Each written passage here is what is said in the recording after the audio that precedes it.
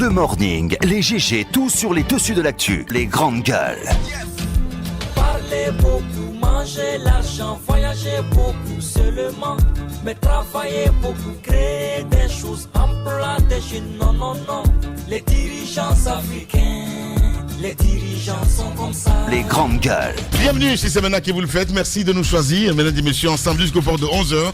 Nous vous aidons à mieux comprendre l'actualité, les dessous de l'actu évidemment, sur Radio Espace, mais aussi sur Espace TV. Vous nous écoutez du côté de Kindia, sur Kania Zik. Vous nous écoutez du côté de l'Abbé, sur Espace Espace Fouta, c'est bien cela. Merci à vous tous à l'international. Plusieurs mois s'offrent à vous évidemment pour intervenir en direct dans cette émission. Soit vous partez sur Twitter, #EspaceGG. Sinon, l'autre numéro de téléphone qui s'affiche juste en bas de l'écran. Si vous nous écoutez à la radio, c'est le 00224 657 39 13 13. Sinon, ça se passe évidemment chez Orange, GG au 8037. Avec plaisir, nous allons relayer vos messages en direct dans notre émission Les Grandes Gueules en ce 20 février 2019. À la une, l'État guinéen passe à la vitesse supérieure. Il est décidé à récupérer le site du centre directionnel de Koloma. Depuis hier, sous l'égide donc du ministre de la Ville et de l'Aménagement du Territoire, les forces de sécurité ont engagé une opération de déguerpissement des occupants des lieux. D'autres occupants, cette fois-ci de la zone de l'ambassade des États-Unis, sont également dans le viseur des autorités guinéennes. Ces occupants sont aussi sommés de quitter les lieux. Une décision de justice est attendue donc à cet effet le 1er mars prochain. On essaie de comprendre ce matin, mesdames et messieurs, qu'est-ce qui justifie ces opérations de déguerpissement. Comment on est arrivé là. Qu'en pensent les concernés, en l'occurrence les occupants des lieux. Nous allons avoir dans ce studio ce matin M. Mamadou Sambasso, il faut le dire, un des porte-parole du collectif des occupants de Kapororaï, et M. Ibrahima Kourouma, ministre de la Ville et de l'Aménagement du Territoire. Il sera en direct ce matin chez Les Grandes Gueules sur Radio Espace Guinée. D'autres sujets viendront agrémenter tout ça pour votre plaisir. Encore une fois, merci de nous rejoindre. Bienvenue mon cher Taba, bonjour. Bonjour Lamine. Bonjour à tous. Bonjour mon cher Mohamed Mara. Bonjour Lamine, bonjour à tous. Bonjour Jacques Lewaleno. Bonjour Lamine, bonjour à tous. Bonjour Titi. Bonjour Lamine, bonjour à tous. Bienvenue. Allez, on s'intéresse évidemment à l'actualité. Affaire viande pourrie découverte dans un restaurant à Kaloum, sur Modibo, à Bakar. Hein. Oui, mais c'est hier que cela est intervenu. Ouais. On a suivi un peu les explications de part et d'autre, les explications fournies par les services du colonel Moussa Tchegoro, mais aussi celles données par le propriétaire du restaurant Moribo. C'est un célèbre restaurant, du moins connu par beaucoup de personnes, un peu de la classe moyenne guinéenne, du côté de Kaloum, non loin de l'ancienne gare ou du ministère de la jeunesse et de l'emploi jeune. Donc ce restaurant qui est un des restaurants les plus courus de la ville, où on fait du shawarma, donc on sert du shawarma. C'est dans les locaux de ce restaurant que cette quantité, supposée quantité de viande pourrie a été découverte. Alors, dans les explications des services spéciaux, il s'agit bien entendu de viande donc qui se serait détériorée. Voilà, c'est dans les locaux donc pas directement dans le restaurant, hein, mais dans un entrepôt adjacent que la viande impropre à la consommation a été retrouvée, avec également une importante quantité d'os.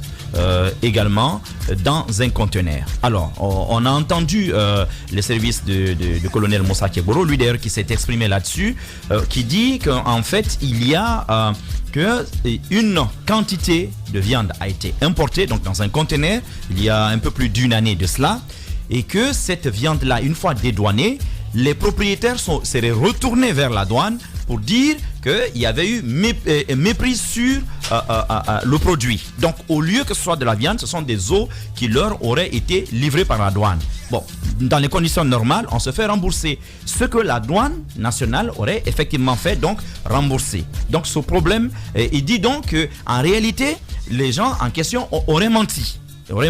Sauf que ce matin, nous, on a eu quand même quelques autorités de la douane au téléphone qui nous ont dit que c'est deux affaires distinctes. Cette affaire d'os avait déjà été réglée. Oui. Mais il est clair qu'il y a un problème avec de la viande.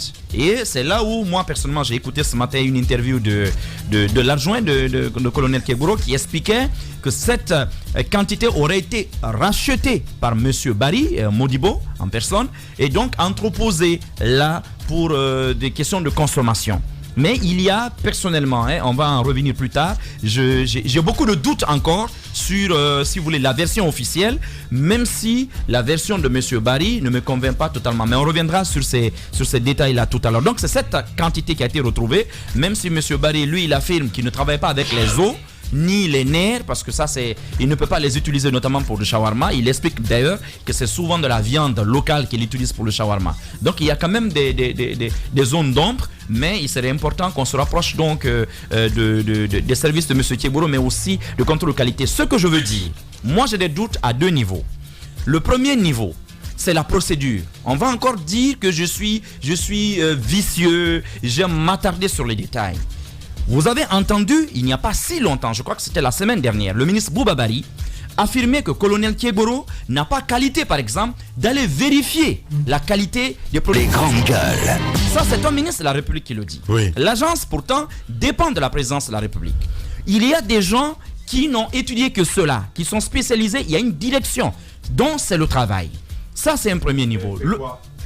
Non, j'en viens. Direction qui existe. J'en viens. Et à à votre question d'ailleurs, M. Thieboro a répondu hier en disant que c'est parce que les gens ne font pas. Non, M. Thieboro a même expliqué que c'est parce que les gens ne font pas leur boulot que lui le fait. Ça, on est d'accord là-dessus. Mais il y a un autre niveau dans cette question. C'est que l'essentiel, pour ne pas dire la totalité, mais l'essentiel des dossiers, généralement amenés par cette agence-là au niveau des cours de tribunaux, tombe à l'examen des juges, soit des juges d'instruction ou carrément des juges du siège. Et ça m'interpelle parce que souvent, il y a des problèmes dans les procédures. Si vous n'avez pas la qualité, le minimum avant une telle opération, c'est d'aller avec ceux dont, notamment, les rapports officiels sont pris en compte par les services judiciaires. Moi, j'ai une autre question que je me pose. Quelqu'un qui a évolué dans la restauration pendant 30, presque 40 ans, le bon sens. En fait, je ne connais pas ce monsieur, mais le bon sens, quand on sait que la viande pourrie, comme on le dit, je suis pas on sent par l'odeur ou par le goût. On se souvient évidemment de l'eau cristal, entre autres, donc beaucoup de produits ici, on a dit non, c'était pas bon, mais en fin de compte, du côté au tribunal, pas récemment d'ailleurs. Voilà. Donc moi, cela fait que je suis. Faire Mohamed, on va essayer de l'appeler en direct. Vous allez essayer d'appeler Thieboro pour moi. Allez-y, Abakar. Ce qui est à noter, en me référant à tout ce que nous avons pu glaner comme information, c'est que il y a lieu d'affirmer ici que la viande la quantité qui a été saisie, donc découverte dans les entrepôts du restaurant Modibo, c'était de la viande qui était impropre à la consommation. Dans un tel état que c'était impropre, c'était devenu impropre à la consommation. Je crois que là-dessus, il n'y a pas de débat. Comment cette viande s'est retrouvée dans les entrepôts ou dans le camion frigorifique du restaurant Modibo, c'est la question qu'il faut se poser. Nous sommes adressés à la douane. Vous allez entendre tout à l'heure le chef du bureau dépôt des douanes guinéennes qui va expliquer qu'il s'agit de 2 affaires. Mohamed l'a évoqué tantôt, de 2 affaires d'importation de viande totalement distinctes. Il nous a expliqué hors micro que la première affaire qui a été évoquée par M. Barry, cette affaire d'importation d'os, que cette affaire avait été réglée. Lorsqu'il a été constaté qu'il y a une méprise sur le produit, je crois que la douane avait remboursé les frais dus aux importateurs. La douane explique que cette fois-ci, il s'agit donc de viande pure, donc qui aurait été entreposée dans les locaux du restaurant, mais à cause des conditions de conservation, cette viande, donc l'état de la viande se serait détérioré. Donc la viande est dans un tel état aujourd'hui qu'elle est devenue impropre à la consommation. Maintenant, mais j'apprends que ça fait 8 mois quand même, Abakar. Ça fait 8 mois. Ça fait 8 mois. Oui. Vous savez aussi. C'est énorme. Je vais relever un fait. Et à ce niveau, s'il y a une je explication. vais relever un fait. Vous savez que le restaurant était en rénovation.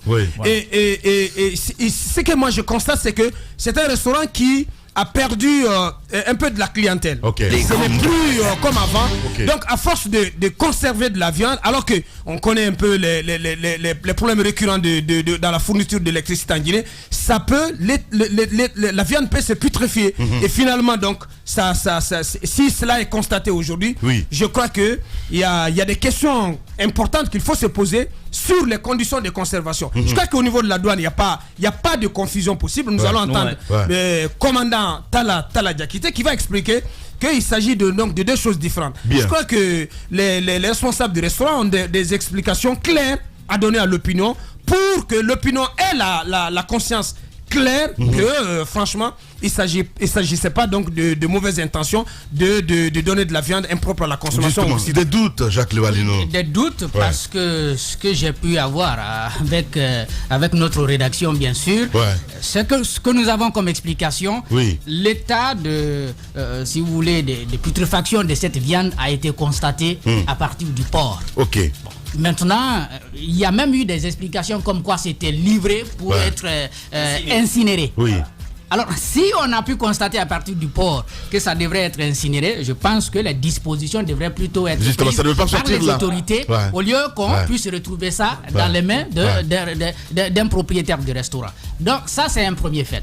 Le second fait, Mohamed Mara fait bien de relever la question de la responsabilité en matière de contrôle de qualité entre les services spéciaux et puis le service contrôle de qualité qui relève du ministère du Commerce. Ce problème n'a pas commencé aujourd'hui et je crois que ce n'est pas aussi pour la première fois qu'on a reproché à Tchegboro un certain nombre d'actions. Parce qu'on a constaté avec la farine dont vous parliez à l'instant du côté de Dabopa, finalement ça n'a pas prospéré parce que il a été clarifié clairement au tribunal que la farine était destinée à autre chose. Donc ça c'était bien clair. Je crois que pour des questions de procédure, il est important, si Tchegboro doit agir, qu'il puisse agir, n'est-ce pas, sous l'autorité quand même du ministère du Commerce ou sous l'autorité, disons, du contrôle de qualité pour être bien clair. Mais il y a encore des doutes comme...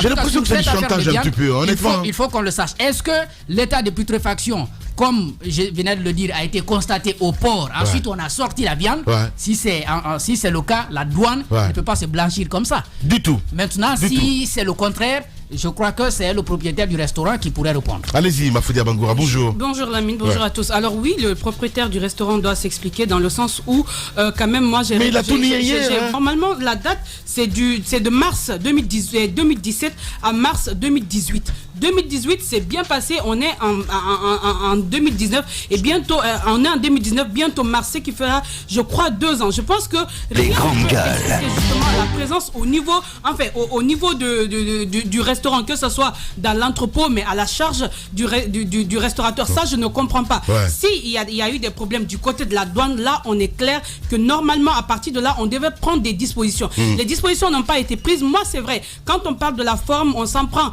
à Tchegboro, mais qu'est-ce que vous voulez? Au moins Tchegboro il parvient à déceler. Même mais ça ne suffit pas, Mafoudia.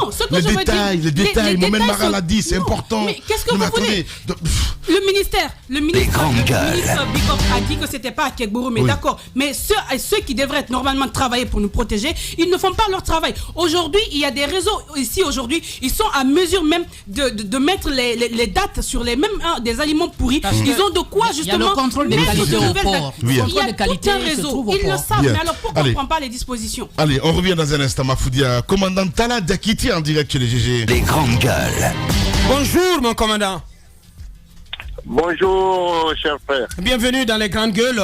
Alors, cette affaire de viande pourrie découverte dans les locaux du restaurant Modibo à Kaloum qui fait grand bruit.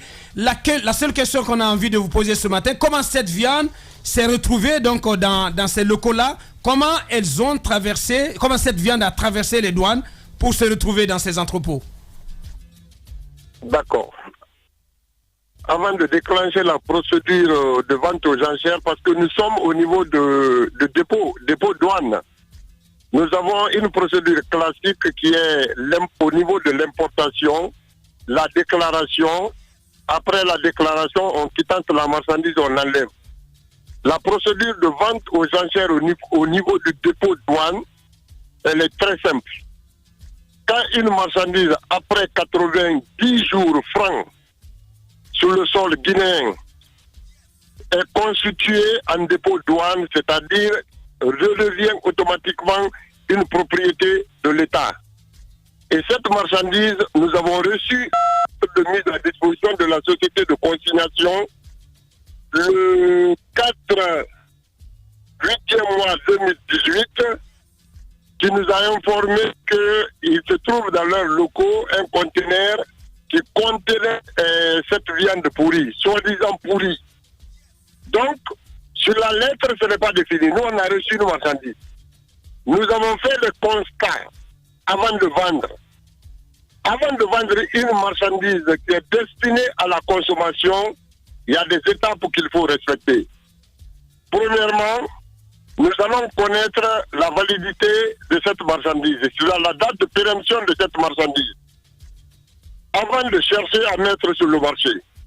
Mais en connaissant la date de validité de cette marchandise, nous pensons, avant d'enlèvement du conteneur dans le port, nous passons par le contrôle de qualité. Il y a des services de contrôle de qualité qui sont représentés dans le port. Nous faisons la prévisite devant eux, ils prélèvent l'échantillon de la marchandise. C'est eux qui nous rassurent pour nous dire, qui ont l'habitude de nous rassurer, qui nous disent que la marchandise, on peut mettre à la consommation. Mais la marchandise dont nous faisons allusion, c'est une marchandise qui n'était pas du tout périmée. La date de péremption, c'est en juin l'an 2019. Je dis bien, la date de péremption, c'est en juin l'an 2019.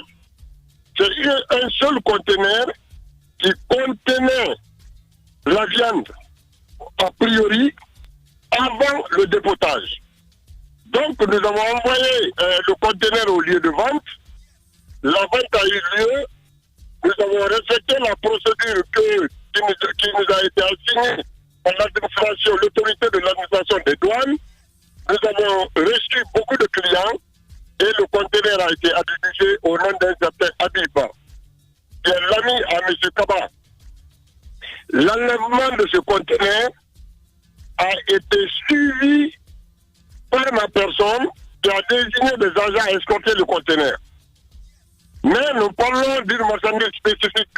Et cette marchandise, c'est une marchandise qui est destinée à la consommation. Et quand on débranche le frigo, c'est-à-dire le congélateur, le frigo, le conteneur réfrigéré, on doit rebrancher dans un endroit qui est réservé pour des gens de marchandises. Et M. Modibo, que j'ai connu à mon jeune âge, parce que je le connais ça fait X ans, est l'un des plus gros importateurs de la viande dans ce pays. Quand le conteneur est sorti, les acheteurs nous ont dit ils vont chercher quelqu'un qui a des frigos. Il y a des gens qui ont acheté des frigos qui sont installés dans la ville de Conakry.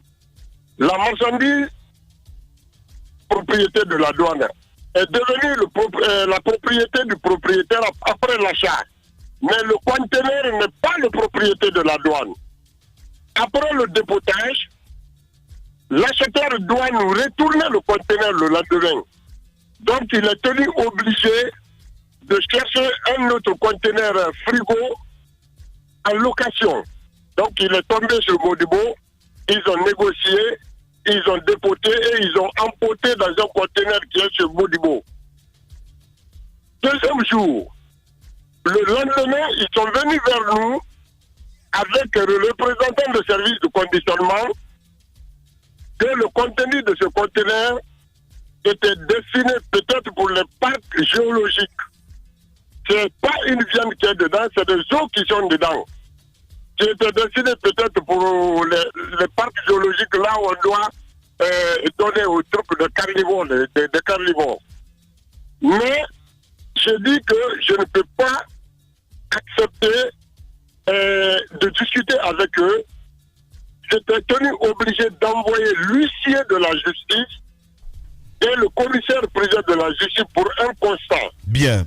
Ils sont partis faire le constat de lieu et ils ont trouvé effectivement que dans ce conteneur, le conteneur était rempli de cartons. La validité, comme je vous ai dit au préalable, était jusqu'au mois de juin l'an 2019, donc on ne parle pas de péremption, mais la marchandise qui était au préalable destinée pour la consommation ne peut pas être mis au marché parce que c'est des eaux. Bien. Commandant Talla Diakité, il faut le rappeler, un chef du bureau dépôt des douanes guinéennes à Bakar Diallo.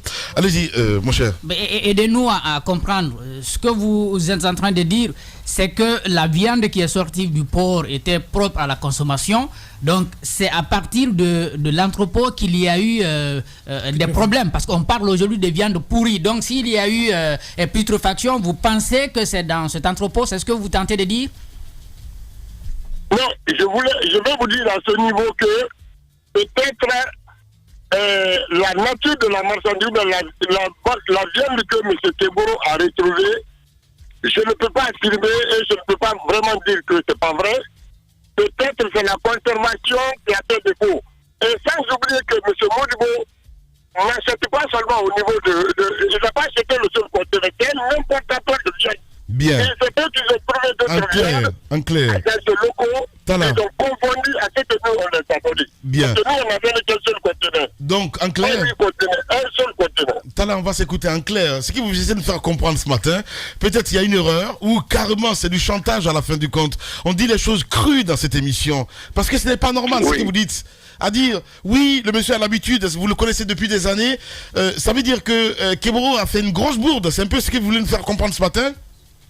Non, moi je voulais vous dire par là que Modibo, je l'ai connu à mon jeune âge, j'étais très jeune depuis que je l'ai connu. C'est la première fois que j'apprends qu'il importe la viande pourrie. Pas parce que vous le connaissez, attendez. Non, monsieur, vous pouvez acheter une viande aujourd'hui à la douane. Non, ce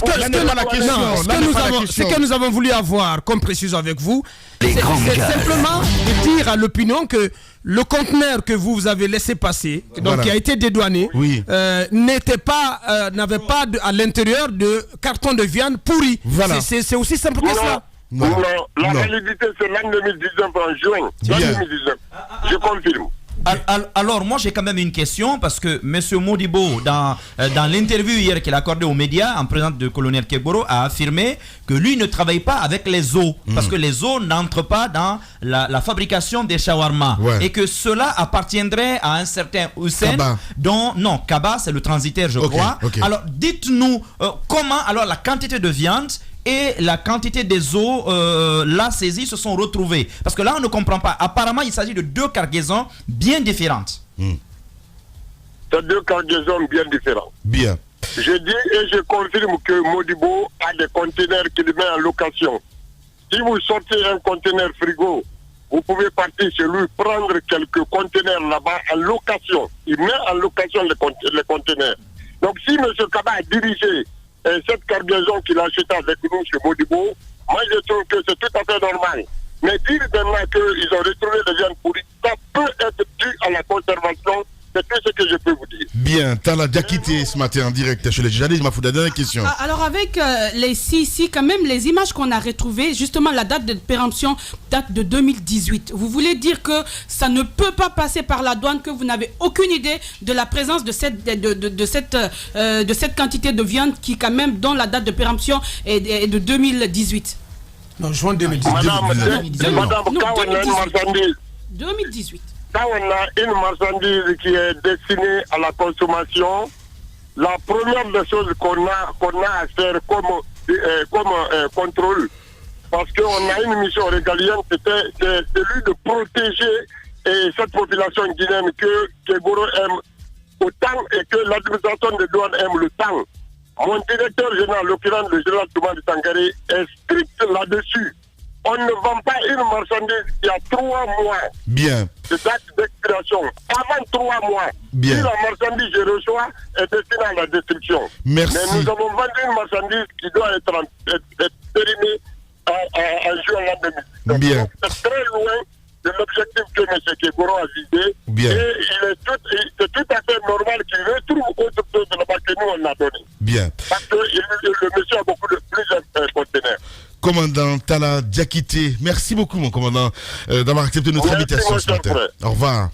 Tout homme qui fera profession de rechercher la vérité et de la dire sera toujours odieux à celui qui exercera l'autorité. Condorcet. Bienvenue chez les GG sur Radio Espace Guinée. Tous les soirs, vous avez accès à cette émission également sur Espace TV. Merci à vous qui nous rejoignez sur notre antenne. À la une, l'État guinéen passe à la vitesse supérieure. Il est décidé donc à récupérer le site du centre directionnel de Koloma. Depuis hier, sous l'égide du ministre de la Ville et de l'Aménagement du Territoire, les forces de sécurité ont engagé donc une opération de déguerpissement des occupants des lieux.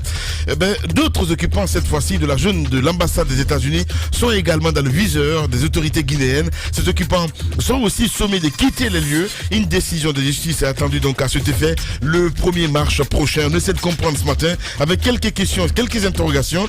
Qu'est-ce qui justifie ces opérations de déguerpissement? Comment on est arrivé là?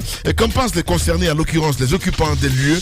Nous allons avoir dans ce studio, si tu vas bien, monsieur Mamadou Sambasso, il faut le rappeler, il est un des porte-parole du collectif des occupants de Kapororaï, et le ministre en question, monsieur Ibrahim Kourouma, ministre de la Ville et de l'Aménagement du Territoire. Il sera avec nous dans cette émission ce matin, les GG.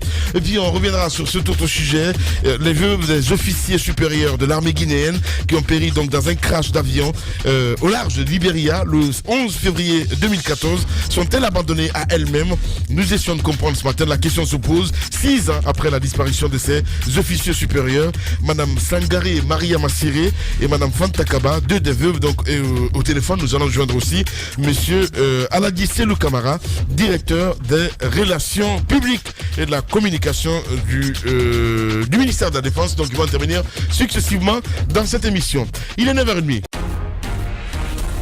Véritable success story de la radio Espace Guinée, les grandes gueules, détentrices des meilleurs scores radio en Guinée, de la meilleure émission talk show, a donné le créneau horaire du départ au bureau et du retour à la maison, récoltant depuis des années consécutives le titre d'émission la plus écoutée en Guinée, toutes catégories confondues. Un grand total de plus de 5 millions d'auditeurs ont été fidèles au talk show Les GG, diffusé jour après jour sur toutes les stations du réseau Adafo Média de 9h à 10h30, un exploit qui restera longtemps dans les annales de la bande FM en Guinée.